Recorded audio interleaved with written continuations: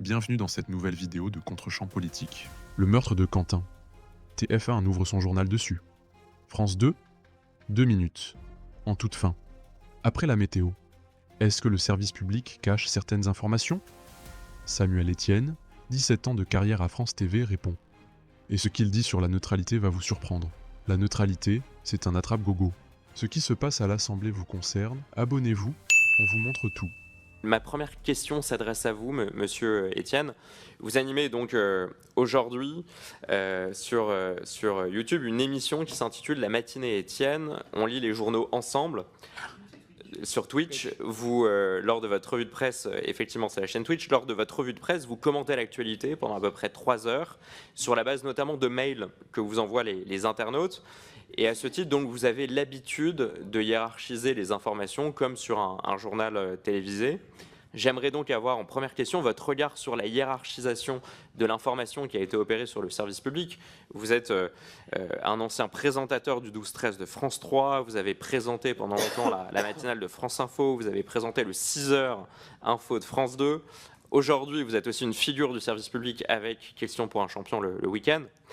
Je voudrais revenir sur le traitement de l'information par le service public du meurtre de Quentin. Le 14 février, au lendemain de son agression, le JT de 13h de France 2 n'a pas fait mention une seule fois de ce fait.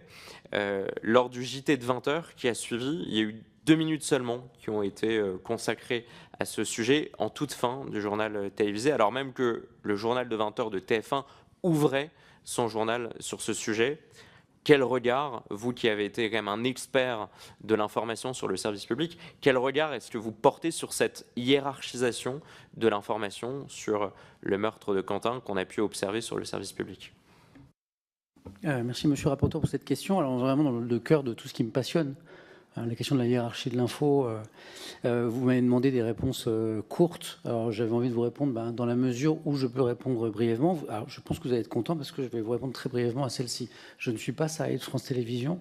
J'ai fait le choix de quitter le groupe dans lequel je travaillais pendant 17 ans, il y a presque 1 an maintenant, et je ne m'autorise pas à commenter le travail d'une entreprise et d'équipes où je ne travaille pas, où je ne travaille plus.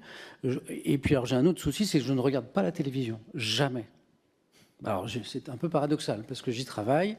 Je suis un journaliste de l'audiovisuel, j'ai fait de la radio et de la télévision, mais moi je suis un amoureux de la presse écrite. Et je ne vous réponds pas à côté, monsieur le rapporteur, je vais vraiment vous expliquer. Moi je suis un amoureux de la presse quotidienne, je trouve qu'on a une chance inouïe d'avoir une presse écrite quotidienne de cette qualité en France. Je pense à la presse quotidienne nationale. Et donc, moi, depuis 30 ans, je lis tous les journaux de presse écrite tous les matins, c'est mon plaisir. Et les revues de presse que vous avez évoquées, quand je le faisais en radio et en télévision, c'était mon exercice préféré.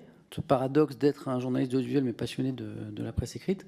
Et donc, quand je suis arrivé sur Twitch, c'est pour ça que j'ai proposé ce rendez-vous de revue de presse, parce que je me suis dit, puisque je fais ce que je veux, maintenant, on y va. Et cette revue de presse que je présentais pendant 3, 4, 5, 6 minutes du grand, à l'époque où la revue de presse sur France Inter pouvait faire cette durée, avec Yvan Levaille, par exemple, eh bien, je la fais pendant 3 heures. Donc, je réponds à votre question. Je ne consomme pas la télévision. Je ne regarde pas les journaux de 20 heures. Je ne regarde pas les chaînes d'infos en continu, alors que j'y ai travaillé pendant des années, parce que j'estime que la meilleure source d'information, parce que c'est un média qui prend le temps, qui n'est pas dans la course, dans la précipitation.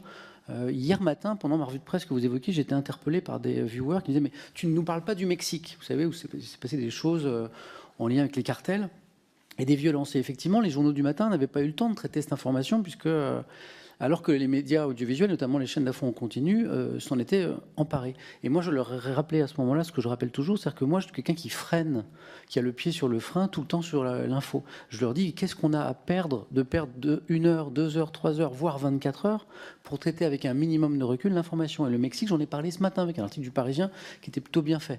Donc, j'ai fait un pas de côté pour vous expliquer, mais je ne peux pas répondre à votre question. Je ne consomme pas les médias audiovisuels et je ne travaille pas à France Télévisions. Je suis la dernière personne à qui vous pouvez poser cette question et vous proposer une réponse de qualité, quoi. Vous regardez jamais Question pour un champion? Alors, quand j'ai accepté de présenter cette émission il y a 10 ans, j'ai regardé mes premières fois qui n'étaient pas formidables pour essayer de voir ce que je pouvais améliorer. Et puis, il y a un moment, au bout d'1 an et demi, j'ai à peu près trouvé mon ton et mon style. Et donc, j'ai arrêté de regarder. Monsieur le rapporteur, je vous laisse reprendre. Pardon. Ouais, chaque fois il faudra le. Mais merci, merci Monsieur le Président, merci Monsieur Étienne. Si je vous pose la question, c'est parce que vous avez incarné l'information sur le service public pendant des années.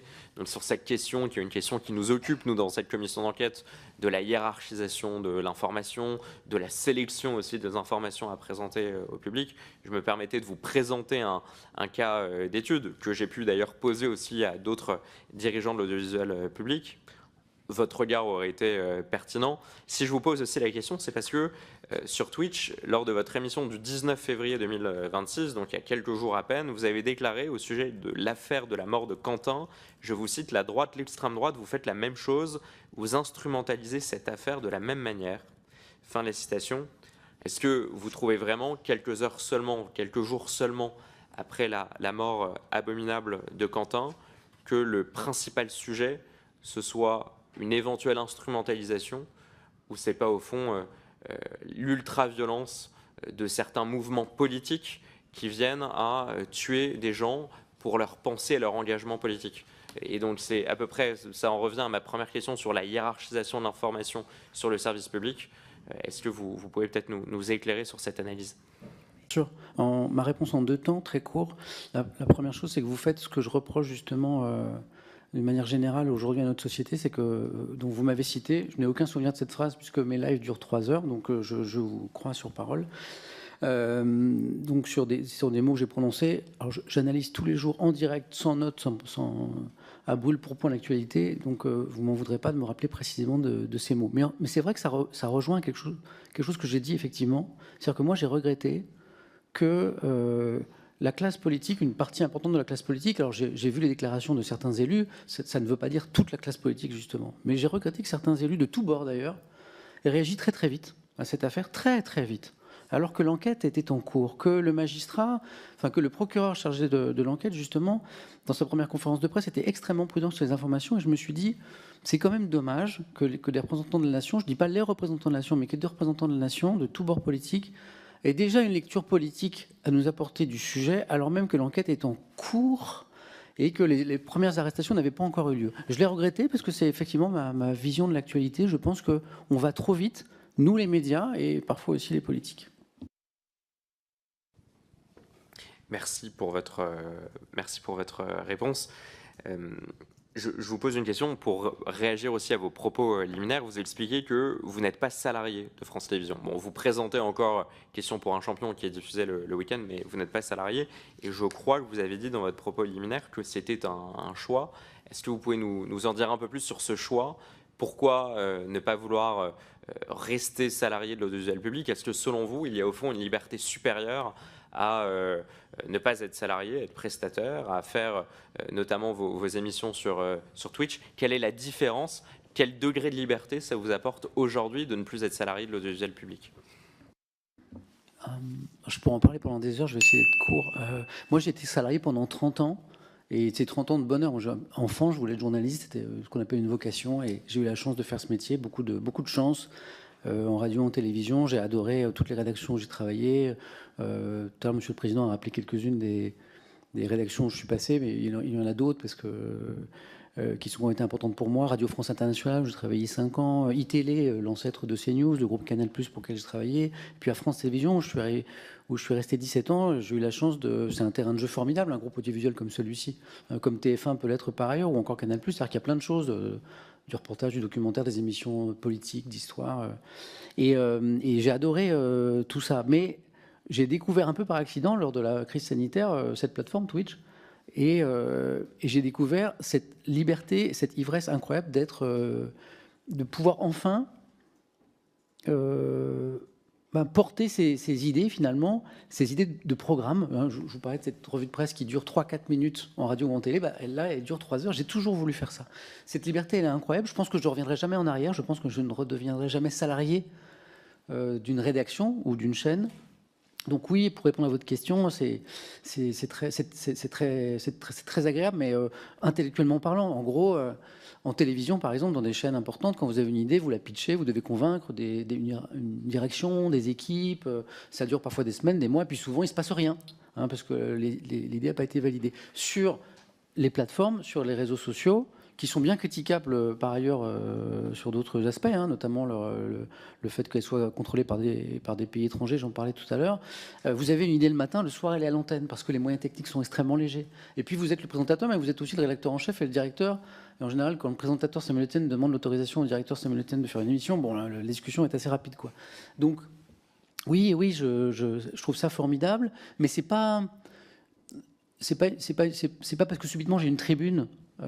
Moi, ce que je professe sur ma chaîne, c'est que la neutralité n'existe pas. C'est un très joli mot. On aurait envie d'accéder à une information neutre. Souvent, les jeunes qui me rejoignent sur Twitch et qui ne sont pas des lecteurs de journaux me disent « Mais Samuel, est-ce que tu peux nous conseiller le journal le plus neutre ?» Et je leur dis « Mais ça n'existe pas. » Il y a des journaux qui sont engagés déjà.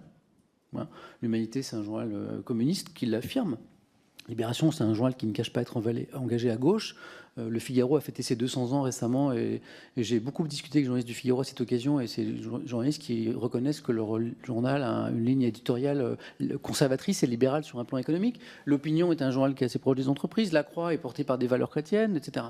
Et je trouve ça formidable. C'est-à-dire qu'il y a des biais, parfois qui sont assumés et clairs. Ils sont mis en avant. Et puis il y a aussi tous ces biais inconscients selon l'endroit où on est né, la culture qu'on a reçue, les lectures, les rencontres, notre sensibilité à certains sujets. Et moi, je crois beaucoup plus au concept d'honnêteté que de neutralité. Et quand le matin, je discute de l'information et que parfois je donne mon avis, parce que j'essaie de distinguer les deux, je dis voilà ce que rapportent les journaux, puis je multiplie le regard. Ce matin, ça fait 2 jours de suite que je parle beaucoup de l'Ukraine, puisqu'on est, hélas, en train de rentrer dans la 5e année de conflit. Et donc, il y a toute une série d'articles depuis 2 jours là, qui sont passionnants sur le fond de cette histoire. C'est mon principal titre depuis 2 jours. Mais je propose le regard du Figaro, de l'Humanité, de la Croix, du Parisien, parce que les regards ne sont pas tout à fait différents. Donc je multiplie les regards en expliquant que ces regards sont un peu différents. Et de temps en temps, j'ai la faiblesse de donner mon avis, puisqu'on me le demande, puisque je suis interpellé par ma communauté. Et je dis toujours, ce n'est que mon avis, et ça ne vaut que ça, et ça ne vaut pas grand-chose finalement. Faites-vous, votre propre avis par rapport aux infos que je vous donne. Et puis n'oubliez pas que moi aussi, je suis plein de biais. Donc je ne sais pas si je réponds bien à votre question, monsieur le rapporteur, mais en tout cas, c'est ce que j'essaie de vivre au quotidien. Merci. Sachant que votre chaîne Twitch ne rentre pas dans le périmètre de cette commission d'enquête, je le dis parce qu'on traite de la question de l'audiovisuel public, c'est pas exactement dans le champ de la commission d'enquête. Dites-nous en commentaire ce que vous en avez pensé, et abonnez-vous pour ne rien manquer des prochaines séquences parlementaires. À très vite sur Contre-champ politique.